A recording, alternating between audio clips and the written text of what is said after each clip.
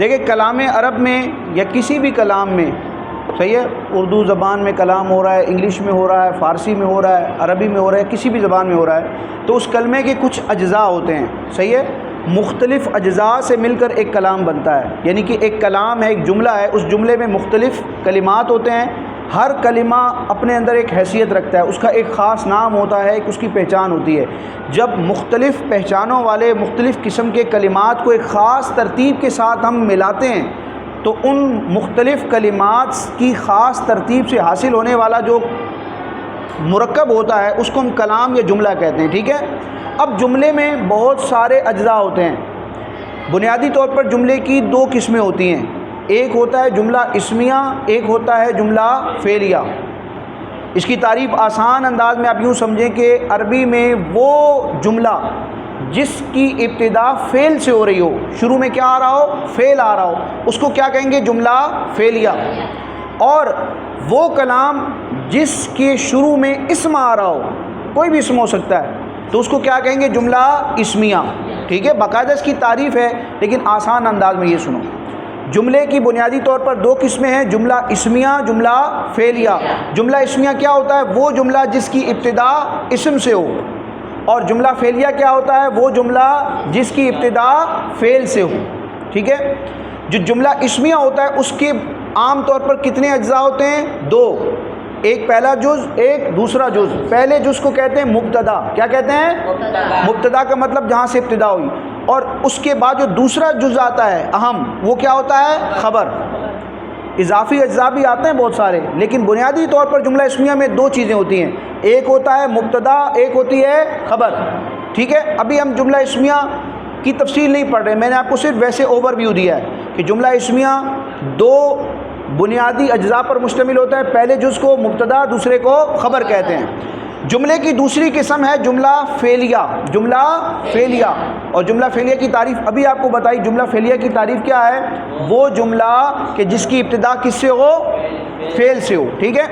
اچھا، اب بچوں جو بھی کام ہوتا ہے نا، عام طور پر اس کے لیے تین طرح کے امور ہوتے ہیں۔ ایک تو وہ کام جس کو عربی میں ہم کہتے ہیں فعل، ایک وہ ذات کہ جو وہ کام کرے، وہ فعل کرے، اس کو کیا کہتے ہیں؟ فاعل، کام کرنے والا۔ دو ہو گئے، ٹھیک ہے۔ ایک ہے کام، ایک ہے کام کرنے والا، ایک ہے فعل اور ایک ہے فاعل۔ فاعل کا مطلب وہ جو وہ فعل کر رہا ہے۔ اچھا، کچھ فعل ایسے ہوتے ہیں کہ جو خود ہوتے ہیں، یعنی فاعل نے کوئی کام کیا، کام مکمل ہو گیا، بات مکمل ہو گئی، ٹھیک ہے۔ لیکن کچھ فعل ایسے ہوتے ہیں کہ فعل کا ذکر کر دیا جائے، کام کرنے والے کا ذکر کر دیا جائے، مزید ایک سوال ذہن میں آتا ہے کہ یہ فاعل نے جو فعل کیا ہے اس کا اثر کسی شے پر ظاہر ہوا ہے یا نہیں ہوا۔ تو کچھ فعل ایسے ہوتے ہیں جو صرف فاعل سے مل کر مکمل نہیں ہوتے، بلکہ ان افعال کو ضرورت ہوتی ہے اس ذات کی بھی، اس شے کی بھی کہ جس پر اس فاعل کے فعل کا اثر ظاہر ہوا۔ مثال کے طور پر مارنا ایک فعل ہے جس کو عربی میں کیا کہتے ہیں؟ ضرب، مارنا۔ اب میں نے کہا ضرب زید، ضرب زید نے مارا۔ اب بظاہر آپ دیکھو تو بات مکمل ہو رہی ہے لیکن مکمل نہیں ہوئی۔ ذہن میں ایک سوال پیدا ہوگا کہ بھئی زید نے مارا ہے، زید فاعل، کس کو مارا؟ زید کی مار کا اثر کس پر ظاہر ہوا؟ دیوار کو مارا، کسی جانور کو مارا، کسی انسان کو مارا؟ ذہن میں یہ سوال آ رہا ہے کیونکہ ضرب وہ فعل ہے جو فاعل کے ساتھ مکمل نہیں ہو رہا۔ فاعل کے ساتھ ایک اور ایسی شے یا ذات کے بارے میں اس کو طلب ہے جو ظاہر کی جائے، بیان کی جائے، بتایا جائے کہ زید نے جو مارا ہے تو یہ مار کا اثر کس پر ہوا ہے؟ فعل جو ہوا ہے، فاعل نے جو فعل کیا ہے تو فاعل کے فعل کا اثر کس پر ہوا ہے؟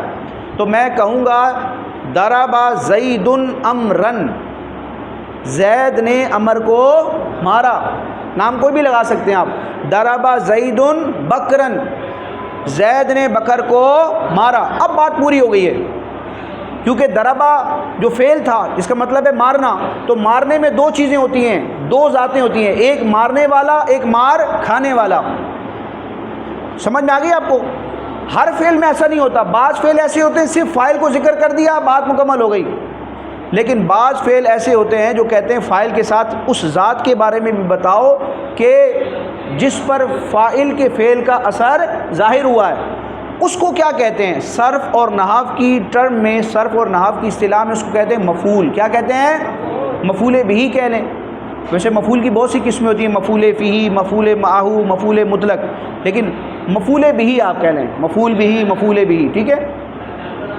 تو اب پتہ چلا کہ جملہ فعلیہ کے عام طور پر کتنے اجزاء ہوتے ہیں؟ 3، فعل، فاعل، مفعول، فعل، فاعل، مفعول، سبجیکٹ، ورب، آبجیکٹ۔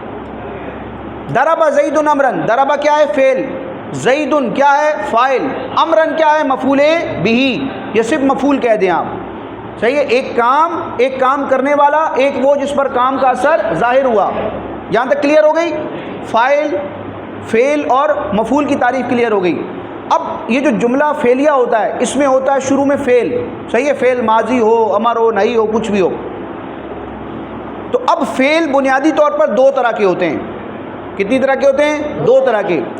وہ فعل جو صرف فاعل کے ساتھ مل کر مکمل کلام بن جائے، وہ فعل کہ جب فاعل کو ذکر کر دیا جائے تو بات مکمل ہو جائے، مزید کسی اور چیز کی حاجت نہ رہے، تو وہ فعل جو فاعل کے ساتھ مل کر جملہ بن جاتا ہے، کلام بن جاتا ہے، اس فعل کو کہتے ہیں فعل لازم۔ کیا کہتے ہیں؟ فعل لازم۔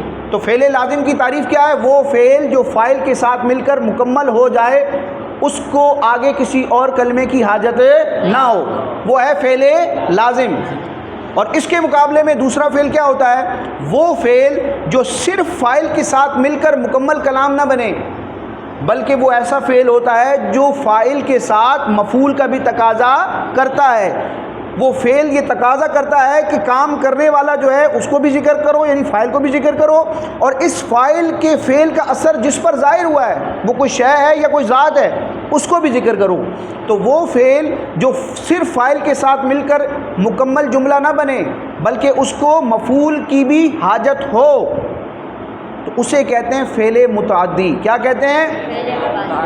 تو اب دوبارہ ان دونوں کی میں تعریف کر رہا ہوں۔ وہ فعل جو صرف فاعل کے ساتھ مل کر مکمل ہو جائے، اسے کیا کہتے ہیں؟ فعل لازم۔ اور وہ فعل کہ جو فاعل کے ساتھ ساتھ مفعول کا بھی تقاضا کرے، اس کو کیا کہتے ہیں؟ فعل متعدی۔ ٹھیک ہے؟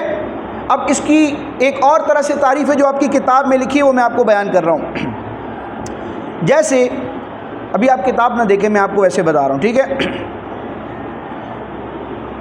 فعل لازم کیا ہوتا ہے؟ فعل لازم وہ فعل ہوتا ہے جس کا اثر صرف فاعل تک محدود رہتا ہے۔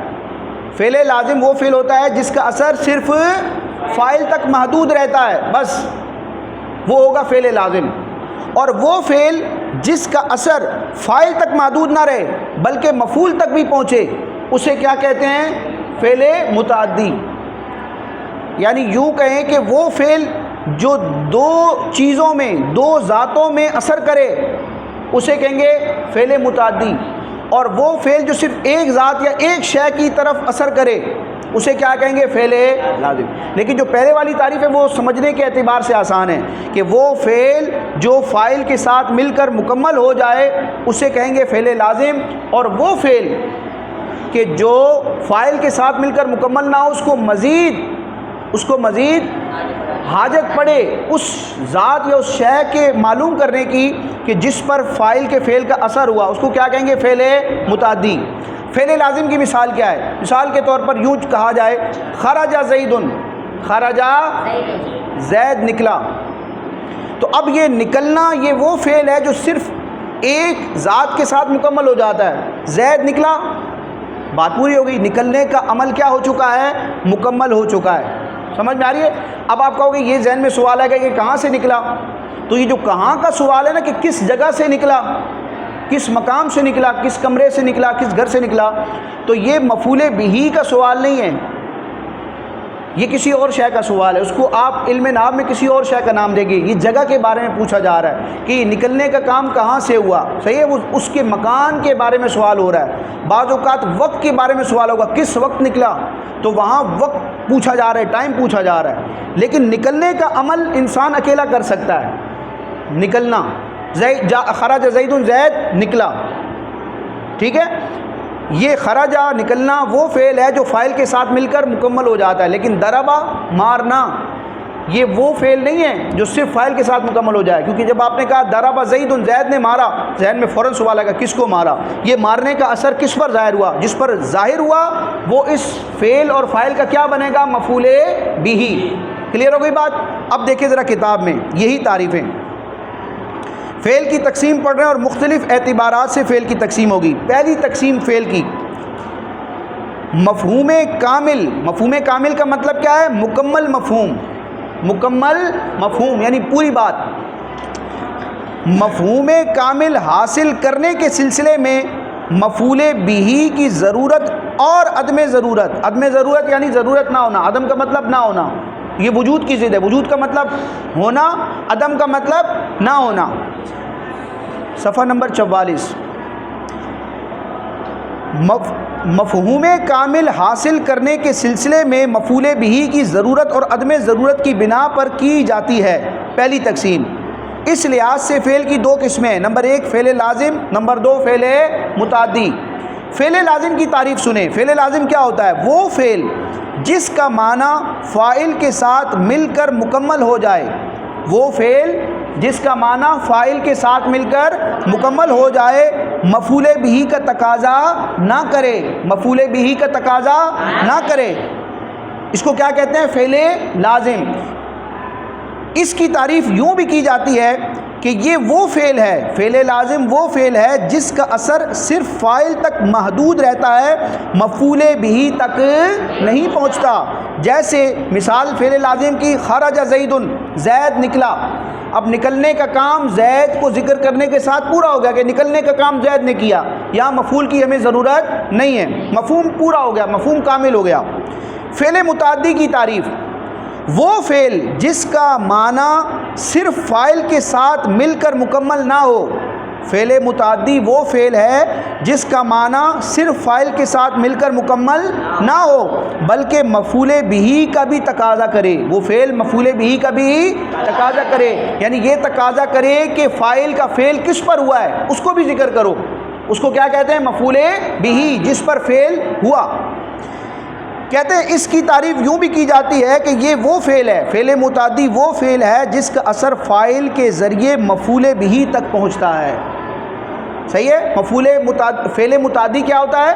فعل متعدی کیا ہوتا ہے؟ جس کا اثر فاعل کے ذریعے سے، فاعل کے واسطے سے کس تک پہنچتا ہے؟ مفعول. جیسے ضرب مارنا ایک فعل ہے، اس مار کا اثر بکر تک پہنچا. کس کے واسطے سے؟ زید کے واسطے سے. ضرب زید بکرن، بکر تک، مفعول بہ تک جو ضرب کا فعل کا اثر پہنچا ہے وہ کس کے ذریعے پہنچا ہے؟ زید کے ذریعے. زید نے ہاتھ چلائے تو اس مار کا اثر کس پر ہوا؟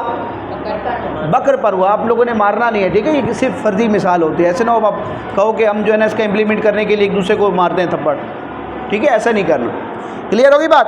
اب دیکھیں جیسے ضرب زید امرن، زید نے امر کو مارا. زید نے امر کو مارا. اب ضربہ فعل کا اثر امر تک پہنچا کس کے واسطے سے؟ یہاں تک کلیئر ہو گئی بات؟ اچھا اب آگے فعل کی دوسری تقسیم، وہ آپ ذرا سنیں. ویسے دیکھیں فعل جو ہوتا ہے نا اس کا فاعل ہوگا. جب بھی فعل آئے گا اس کا فاعل. کوئی بھی کام کرنے والے کے بغیر، یہ دیکھیں جو کائنات ہے، اتنی بڑی کائنات ہے اور اس کا نظام چل رہا ہے اور بالکل ترتیب کے ساتھ چل رہا ہے. سورج کو دیکھ لیں، چاند کو دیکھ لیں، دنوں کا آنا جانا، موسم کا جو پورا شیڈیول ہے، بارش آ رہی ہے جا رہی ہے، لوگ مر رہے ہیں زندہ ہو رہے ہیں. زندہ کا مطلب پیدا ہو رہے ہیں، ٹھیک ہے؟ تو آپ اپنی پوری کائنات کا نظام دیکھیں، بہت سارے کام، لاکھوں کروڑوں کام ہو رہے ہیں اس کائنات میں. تو ان تمام کاموں کا کرنے والا کوئی حقیقی ہے، فاعل حقیقی ہے. کوئی ایسی ذات ہے جو اس کائنات میں اثر کر رہی ہے، اسی کو کیا کہتے ہیں؟ خدا. کچھ ملحدین ہوتے ہیں اللہ کی ذات کے منکر، وہ کہتے ہیں یہ کائنات خود سے چل رہی ہے. ہم نے کہا خود سے ایک تنکا ادھر سے ادھر نہیں ہو سکتا، اس کے لیے بھی فاعل کی ضرورت ہے. بھائی ہوا چلے گی تو تنکا یہاں سے وہاں جائے گا. جب تک ہوا نہیں چلے گی یا کوئی فورس نہیں لگائے گا، مثال کے طور پر جھاڑو دے دیا، ہوا چلی یا کسی اور ذریعے سے، جب تک تنکے کو اپنی جگہ سے نہیں ہلائیں گے وہ صدیوں پڑا رہے گا وہاں پر، وہ اپنی جگہ سے حرکت کرے گا نہیں، اس کو کوئی فورس چاہیے، فورس کا مطلب کوئی طاقت چاہیے جو اس کے مقابلے میں آئے. سمجھ میں آ رہی ہے؟ آپ ہوا اس کی طرف کریں گے، پھونک ماریں گے، جھاڑو دیں گے تو پھر وہ تنکا ادھر سے، تو فاعل کرنے والے کے بغیر ایک تنکا ادھر سے ادھر نہیں ہو سکتا. اتنی بڑی کائنات کیسے چل رہی ہے؟ تو یہ کتنی بے وقوفانہ بات ہے، اور لوگ اپنے آپ کو سمجھتے ہیں بڑے اہل عقل ہیں، بڑے ذہین ہیں، خدا کی ذات کا انکار کر رہے ہیں. تو یاد رکھیں ہر فعل کا کوئی نہ کوئی فاعل ہوتا ہے، بغیر فاعل کے کوئی بھی فعل نہیں ہوتا. اس کائنات میں لاکھوں کروڑوں کام ہو رہے ہیں، ان تمام کا حقیقی فاعل اور حقیقی ان پوری کائنات کی چیزوں میں اثر کرنے والا وہ ایک ہی ہے، جس کو ہم کیا کہتے ہیں؟ خدا. اللہ تبارک و تعالی اس پوری کائنات کا کیا ہے؟ پیدا کرنے والا بھی ہے اور اس میں تاثیر پیدا کرنے والا بھی ہے. اسی کے حکم سے سب کچھ ہو رہا ہے. خدا کی ذات کے بغیر یہ کائنات نہیں چل سکتی. قرآن مجید میں بھی آپ دیکھیں گے جا بجا اللہ تعالیٰ نے اپنی ذات کے وجود پر، اپنی قدرت کی نشانیوں میں اس کائنات کی تبدیلیوں کو ذکر کیا کہ یہ دنوں کا آنا جانا، رات کا آنا جانا، سمندر پر منو من وزن کے ساتھ کشتیوں کا، جہازوں کا چلنا، ٹھیک ہے، آسمان سے بارش کا برسنا، مردے سے زندہ کا اور زندہ سے مردہ کا پیدا ہونا. اب دیکھیں انڈا ہے، یہ بظاہر زندہ ہے یا مردہ ہے؟ اس میں بظاہر زندگی نہیں ہے، لیکن اس سے کیا ہوتا ہے؟ چوزا نکلتا ہے، پرندہ نکلتا ہے. تو یہ مردہ سے کیا نکلا؟ زندہ نکلا. اور مرغی دیکھ لیں یا ہر وہ پرندہ جو انڈا دیتا ہے، تو اب وہ زندہ ہے پرندہ، اس نے انڈا دیا، اب پرندہ زندہ ہے، انڈا کیا ہے؟ بے جان ہے. سمجھ میں آ رہی ہے آپ کو؟ یعنی یہ مثال لے لیں، مرغی سے انڈا، انڈے سے مرغی، زندہ سے مردہ، مردہ سے زندہ. یہ کون نکال رہا ہے؟ یہ اثر کون کر رہا ہے؟ وہ ذات ہے جس کو کیا کہتے ہیں؟ خدا کہتے ہیں. تو الغرض کسی بھی فعل کا کوئی نہ کوئی فاعل ہوتا ہے. اچھا، اب ہمارے سامنے کوئی جملہ بیان کیا گیا جس میں جملہ فعلیہ، ایک فعل ذکر کیا گیا. یاد رکھیں ضروری نہیں ہے کہ ہر کلام میں، ہر جملے میں آپ کو فعل کا فاعل معلوم ہو. کئی فعل ایسے ہوتے ہیں کہ کام ہو جاتا ہے لیکن کام کرنے والا کون ہے ہمیں نہیں پتا. بچوں ایک تو یہ ہے کہ کام کرنے والا ہے ہی نہیں، ایسا ہو ہی نہیں سکتا. میں نے آپ کو بتا دیا عقلاً یہ ناممکن ہے کہ کام کرنے والے کے بغیر کام ہو جائے، فاعل کے بغیر فعل ہو جائے، یہ ممکن نہیں ہے. لیکن یہ ضروری نہیں ہے کہ ہر ایک کو ہر فعل کا فاعل معلوم ہو. تو کچھ فعل ایسے ہوتے ہیں جن کے کام کرنے والا معلوم ہوتا ہے، اور کچھ فعل ایسے ہوتے ہیں جن کا کرنے والا فاعل معلوم نہیں ہوتا. تو اس طرح فعل کی دو قسمیں بنے گی. اگر فعل کا فاعل معلوم ہو، اگر فعل کا فاعل معلوم ہو، لفظوں میں موجود ہو، صحیح ہے، یا اس فعل کے صیغے میں ضمیر موجود ہو، اگر فعل کا فاعل معلوم ہو تو اسے کہیں گے فعل معروف. کیا کہیں گے؟ فعل معروف. کا مطلب آپ یوں سمجھ لیں یہ وہ فعل ہے جس کا فاعل معلوم ہے، مشہور ہے، معروف ہے. معروف کا مطلب پہچانا ہوا، ٹھیک ہے. تو وہ فعل جس کا فاعل معلوم ہو اس کو کیا کہیں گے؟ فعل معروف. اور وہ فعل جس کا فاعل معلوم نہ ہو اسے کہیں گے فعل مجہول. مجہول جہالت سے بنا ہے. فعل مجہول کا مطلب کیا ہوگا؟ وہ فعل جس کا فاعل معلوم نہیں ہے، وہ فعل جس کے فاعل کی پہچان کے معاملے میں جہالت ہے. تو فعل مجہول کا بعض بچے یہ معنی سمجھتے ہیں کہ فعل مجہول کا مطلب ہے اس کا فاعل ہے ہی نہیں. فاعل ہوتا ہے، ہمیں معلوم ہے یا نہیں، لفظوں میں عبارت میں ذکر کیا گیا یا نہیں، ٹھیک ہے. اس کو دیکھیں گے. وہ فعل جس کا فاعل معلوم ہو، لفظوں میں بھی ذکر کر دیا جائے، اسے کہیں گے فعل معروف یا فعل معلوم. اور وہ فعل جس کا فاعل لفظوں میں موجود نہ ہو، بیان بھی نہ کیا جائے، ہمیں معلوم بھی نہ ہو، اسے کیا کہیں گے؟ فعل مجہول. جیسے معروف اور مجہول کی مثال آپ کو دوں، ضرب زید، ضرب زید، یہ صرف ضرب کہیں. ضرب کا مطلب کیا ہے؟ مارا اس ایک مرد نے. ضرب کا مطلب کیا ہے؟ مارا اس ایک مرد. اب ضرب فعل بھی پتہ ہے ہمیں، مارنے والے کا بھی پتہ ہے کہ وہ ایک مرد ہے. تو یہ کون سا فعل ہوگا؟ فعل معروف. فعل کا فاعل ہمیں کیا ہے؟ معلوم ہے کہ وہ ایک مرد ہے. اس کے مقابلے میں فعل مجہول کی مثال دوریبا. دوریبا کا ترجمہ ہوتا ہے مارا گیا وہ ایک مرد. دوریبا کا مطلب کیا ہوتا ہے؟ مارا گیا وہ. آپ کہو گے یہاں بھی تو ایک مرد آ رہا ہے. میں نے کہا یہاں ایک مرد آ رہا ہے، لیکن یہ جو مارا گیا ایک مرد، یہ جو مرد ذکر کیا جا رہا ہے نا، یہ فاعل نہیں ہے. مارا اس کو تو مار پڑی ہے، یہ تو در حقیقت مفعول ہے، در حقیقت کیا ہے؟ مفعول ہے. اس کو مارا کس نے ہے؟ نہیں پتا ہمیں. تو ضرب زید، زید کو مارا گیا. زید کو کس نے مارا؟ فاعل کا ذکر نہیں ہے. تو وہ فعل جس کا فاعل معلوم ہو اس کو فعل معروف کہیں گے، وہ فعل جس کا فاعل معلوم نہ ہو اس کو کیا کہیں گے؟ فعل مجہول. ذرا کتاب میں دیکھیں تقسیم ثانی، فعل کی دوسری تقسیم فاعل کے معلوم ہونے نہ ہونے کے اعتبار سے. دیکھیں ذرا، فاعل کی طرف نسبت ہونے نہ ہونے کے اعتبار سے کی جاتی ہے فعل کی دوسری تقسیم.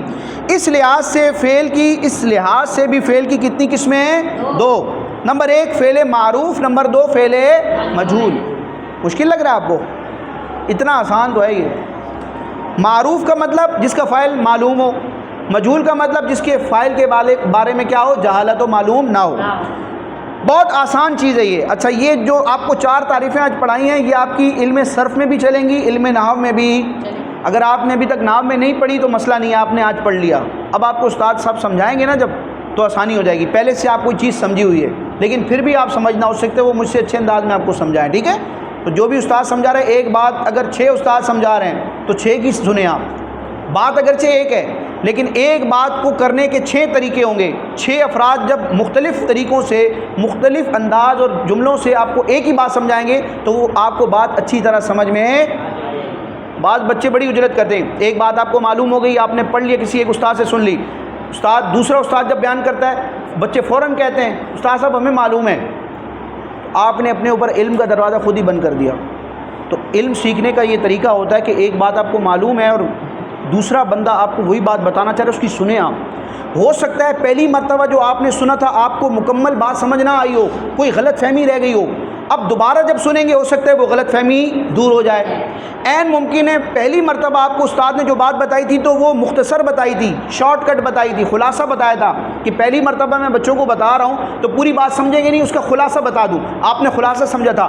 اب جب دوسری دفعہ وہی استاد یا کوئی دوسرا استاد سمجھائے گا تو اب عین ممکن ہے کہ یہ اس بات کو مزید کیا کرے؟ واضح کرے، مزید اس کی تشریح کرے اور بات پہلے سے زیادہ نکھر کر ہمیں سمجھ میں آ جائے. تو یہ اپنا مزاج آپ لوگ بنائیں کہ کبھی بھی آپ نے استاد کو یہ نہیں کہنا کہ ہم نے پڑھا ہوا ہے. اگر سبق میں چیز آ رہی ہے یا استاد پڑھانا چاہ رہا ہے تو توجہ سے سنیں. ٹھیک ہے؟ انشاءاللہ اس کی برکت ہوگی. علم سیکھنے کا یہ ایک طریقہ ہوتا ہے، صرف طالب علم نہیں، درس نظامی کرنے کے بعد بھی آپ نے یہ اپنا مزاج بنانا ہے. کوئی بھی بات کرنا سنیں، آپ بولنے والے کی سنیں وہ کہنا کیا چاہتا ہے. بعض اوقات ایک چیز وہی ہے جو ہم پہلے سے جانتے ہیں وہ بیان کر رہا ہے لیکن اس بات کو بیان کر کے ہو سکتا ہے وہ ایک نئی بات کرنا چاہ رہا ہو. کیونکہ ایسا ہوتا ہے نا کلام میں، ایک بات ہم کرتے ہیں پھر اسی سے جوڑ کر ہم دوسری بات کرتے ہیں. ایک بات کو سمجھانے کے لیے ایک پہلی بات کرتے ہیں تمہید کے طور پر. تو آپ سننے کا ذہن بنائیں. جو زیادہ سنتا ہے تو وہ زیادہ علم بھی حاصل کرتا ہے، اور جو زیادہ بولتا ہے اب وہ کیا کام کر رہا ہے؟ اپنا علم دوسروں کو دے رہا ہے، دوسروں کا علم اس کی طرف نہیں آ رہا. لیکن جو زیادہ سن رہا ہے، لسننگ کر رہا ہے، وہ کیا کر رہا ہے؟ دوسروں کا علم اس کی طرف کیا ہو رہا ہے؟ منتقل ہو رہا ہے. ٹھیک ہے؟ تو زیادہ سننے والے بنیں. زیادہ سنیں گے تو علم میں کیا ہوگا؟ زیادہ اضافہ ہوگا. اور جو علم سیکھا ہے اس کو بیان کرنے کے لیے پھر آپ بولیں بھی. تو بولنے سے زیادہ سننا یہ کمال ہے، ورنہ لوگوں کو برداشت نہیں ہوتی، کہتے ہیں ہمیں پتہ ہے یار، ہمیں نہ بتاؤ، سن لیا کریں. ٹھیک ہے؟ تو اگر پڑھ بھی لیا تو پھر بھی دوبارہ سن لو بھائی آپ لوگ. ٹھیک ہے؟ فعل معروف وہ فعل جس میں کام کی نسبت فاعل کی طرف کی گئی ہو. بھائی کام کی طرف، کام کرنے والے کی طرف، کام کرنے والے یعنی فاعل کی طرف فعل کی نسبت کب کی جائے گی؟ جب ہمیں فاعل معلوم ہوگا. فاعل معلوم ہوگا تو ہی تو نسبت ہوگی. تو وہ فعل جس میں کام کی نسبت فاعل کی طرف کی گئی ہو. اور فاعل کی طرف نسبت کب کی گئی ہوگی؟ جب فاعل کیا ہوگا؟ معلوم ہوگا. یا جس کا ذکر، فعل معروف کی دوسری تعریف، جس کا ذکر فاعل کے ساتھ کیا گیا ہو. وہ فعل جس فعل کا ذکر کس کے ساتھ کیا گیا ہو؟ فاعل کے ساتھ.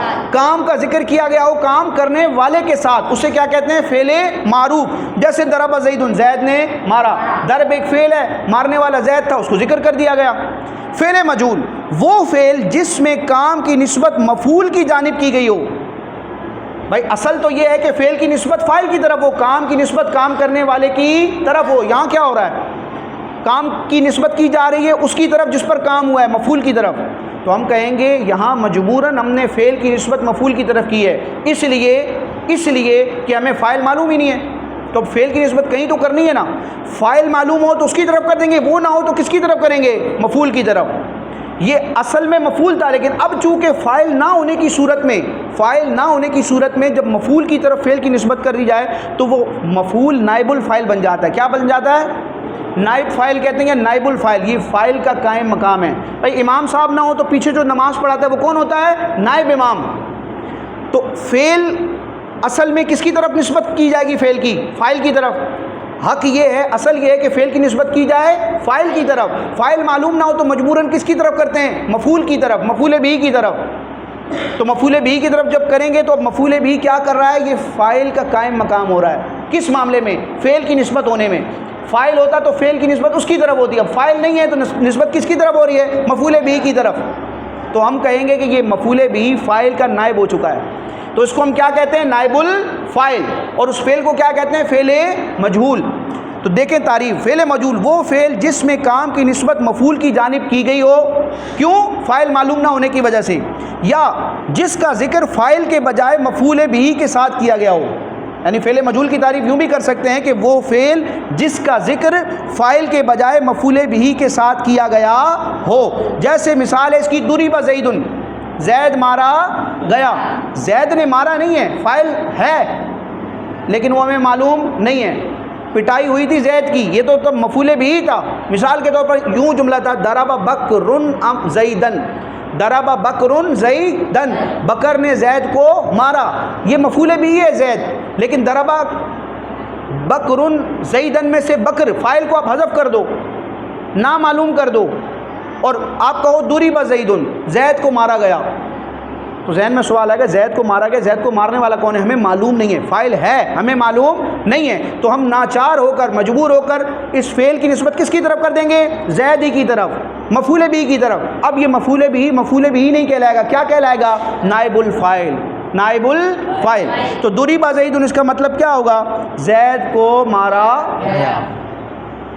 یہاں تک آ کے آپ کا آج کا سبق مکمل ہو گیا. 4 تعریفیں پڑھی ہیں ہم نے, فعل لازم, فعل متعدی, فعل معروف, فعل مجہول. وما علیہ الا البلاغ.